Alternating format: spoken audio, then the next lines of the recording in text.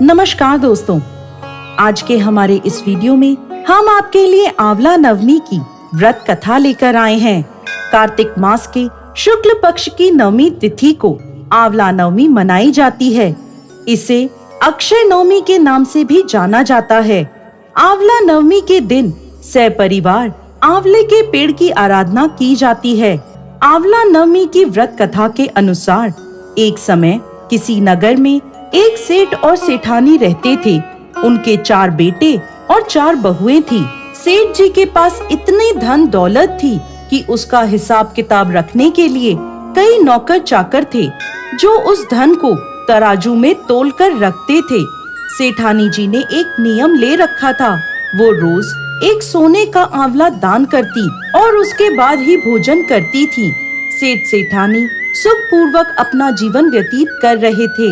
एक दिन सेठानी जी की बहुओं ने आपस में बात करी, यदि माँ साहब इसी तरह सोने का आंवला दान करती रही तो हमारे पास कुछ भी नहीं बचेगा, धीरे धीरे सब कुछ खत्म हो जाएगा।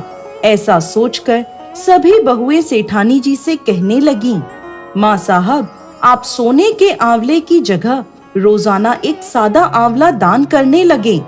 सेठानी जी ने उनकी बात मान ली और रोज एक सादा आंवला दान करने लगी। कुछ समय बाद सेठानी जी की बहुओं को उनका सादा आंवला दान करना भी अखरने लगा। उन्होंने सेठानी जी से सादा आंवला दान करने को भी मना कर दिया।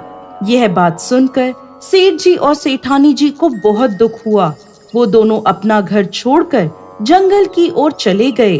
उस दिन सेठानी जी ने आंवला दान नहीं करा था, इसलिए उन्होंने भोजन भी नहीं किया। जंगल में चलते चलते रात हो गई तो वह दोनों एक घने पेड़ के नीचे सो गए। जब वो दोनों सुबह उठे तो उन्होंने देखा कि जहाँ वो सोए हैं वहाँ एक सोने का आंवले का पेड़ आ गया है। सेठानी जी उस पेड़ से एक आंवला तोड़कर दान करती हैं और भोजन कर लेती हैं। वहीं पास में वो दोनों अपना घर बनाकर रहने लगते हैं। धीरे धीरे सेठ जी का व्यापार बढ़ने लगता है और देखते ही देखते वो दोनों फिर से धनवान हो जाते हैं। सेठानी जी एक बार फिर अपना सोने का आंवला दान करने का नियम शुरू कर देती हैं। उधर दूसरी ओर सेठ जी और सेठानी जी के जाते ही उनके बेटे और बहुएं आपस में झगड़ने लगते हैं। व्यापार में घाटा होने लगता है और देखते ही देखते सारी पूंजी खत्म हो जाती है। अब उन्हें मजदूरी करने के लिए घर से बाहर निकलना पड़ता है। काम की तलाश में वो सभी घूमते घूमते वहाँ पहुँचते हैं जहाँ सेठ जी और सेठानी जी रहते थे। वहाँ उन सभी को सेठानी जी के सोने का आंवला दान करने की बात पता चलती है। मन ही मन वो सोचते हैं, कहीं ये हमारे माता पिता तो नहीं, लेकिन उनके पास तो कुछ भी नहीं था, वो कैसे हो सकते हैं। वो सभी काम के लिए सेठ जी के पास जाते हैं।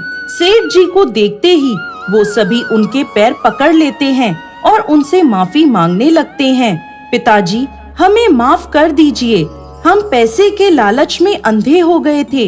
हमने आपको घर से जाने दिया, जबकि उस घर में सब कुछ आपकी ही किस्मत का था।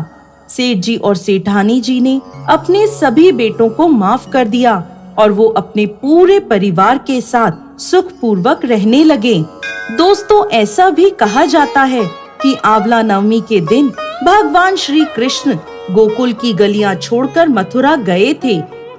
मान्यताओं अनुसार आंवला नवमी के दिन यदि कोई महिला आंवले के पेड़ की पूजा कर उसके नीचे बैठकर भोजन ग्रहण करती है तो भगवान विष्णु और भोलेनाथ उसकी सभी मनोकामनाएं पूर्ण करते हैं।